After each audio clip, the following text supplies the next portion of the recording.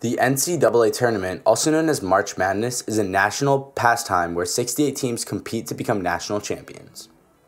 But 67 of those teams lose, and their seasons are gone. The NCAA Tournament isn't designed to crown the best team in college basketball, but rather the best team of all time. This list was created to honor the teams that dominated their seasons but fell short in the tournament.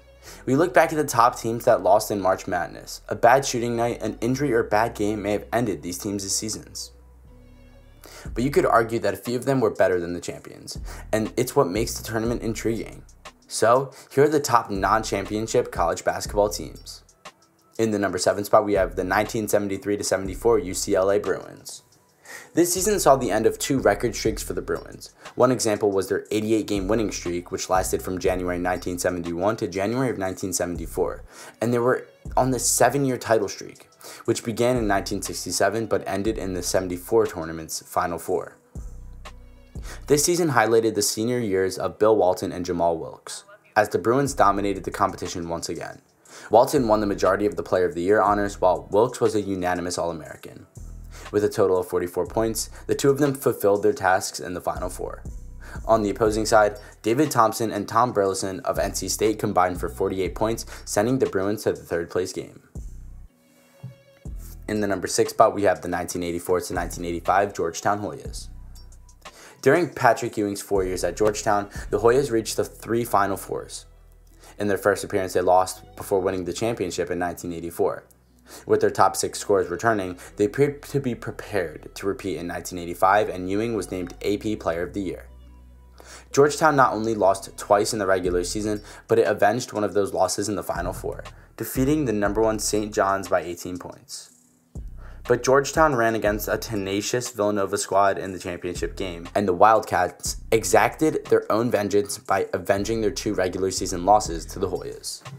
In the number 5 spot, we have the Michigan Wolverines of 1992 to 1993. Chris Webber timeout pretty much sums up the entire end of the season, and Webber's college career, but how they got there demonstrates how dominant the Wolverines were. This season, 1 year after the entrance of the Fab Five, Webber took over as the team's highest scorer after Rose had done so as a freshman. According to the analytics, Michigan was the top team in the country, taking into account the offensive rating, defensive rating, and strength of the schedule. The Wolverines defeated number 1 Kentucky in the Final Four and had a decent chance of defeating another number 1 in North Carolina in the title game. However, Webber's late timeout clinched a Carolina victory, and he's still being questioned about it nearly 30 years later. In the number 4 spot, we have the Kentucky Wildcats of 2014 to 2015. With 9 players who made it to the NBA, including superstars in Karl Anthony Towns and Devin Booker, this may be the most talented club on the list. With that much depth, Calipari virtually platooned at every position, with 8 players averaging 20 to 26 minutes per game. Many predicted that the Cats would be the first team to run the table since the Indiana Hoosiers in 1975. Therefore, they placed in the top 12 in both offensive and defensive rating. UK had some close games, including 2 overtimes and 2 by 2 points, but they entered the Final Four with a 38-0 record. However, an effective Wisconsin team awaited UK, and the Frank Kaminsky-led club defeated the Wildcats, putting a stop to their quest for history. In the number 3 spot, we have the Houston Cougars of 1982 to 1983. Houston made 3 straight Final Fours during the Phi Slamma Jamma era, but this 83 team was the finest of the bunch. It had 2 of the top 50 NBA players in Olajuwon and Drexler, but neither was the team's leading scorer. Young received this accolade after being named Conference Player of the Year and averaging 17.3 points per game. While their dunks drew a lot of attention, the team's strength was their defense. Drexler averaged 3.3 steals per game, while Olajuwon averaged nearly 5 blocks each game.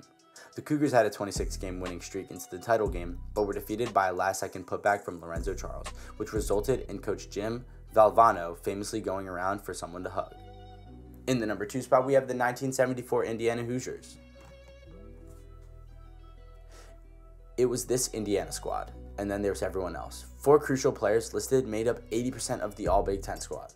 This appeared to be setting Bobby Knight's first undefeated club, winning 31 games in a row, but All-American Scott May fractured his arm during that streak. This injury impacted his playing time and performance, and he only played 7 minutes and scored 2 points against Kentucky in the Elite Eight. Indiana would lose 92 to 90, but next year the Hoosiers would go undefeated and win the national championship. And finally, in the number 1 spot, we have the UNLV Running Rebels in 1990. When many people saw the headline of this piece, the first team came into mind that was probably the 1990 to 1991 UNLV Running Rebels. The Rebels had the chance to start a dynasty if they won the tournament, as if they won it the year before and were on a 45-game winning streak to entering the title game. This team featured 5 future NBA players who would go on to play a total of 42 seasons in the league, and Johnson, Anthony, and Ogman were all seniors who averaged 22 years old. Thus, they were practically men playing amongst boys. So guys, thank you so much for making it to the end of the video. We hope you enjoyed it, and if you did, please consider leaving a like and subscribe to our channel for more banger videos just like this. I'll see you guys next time and have a great day. Peace.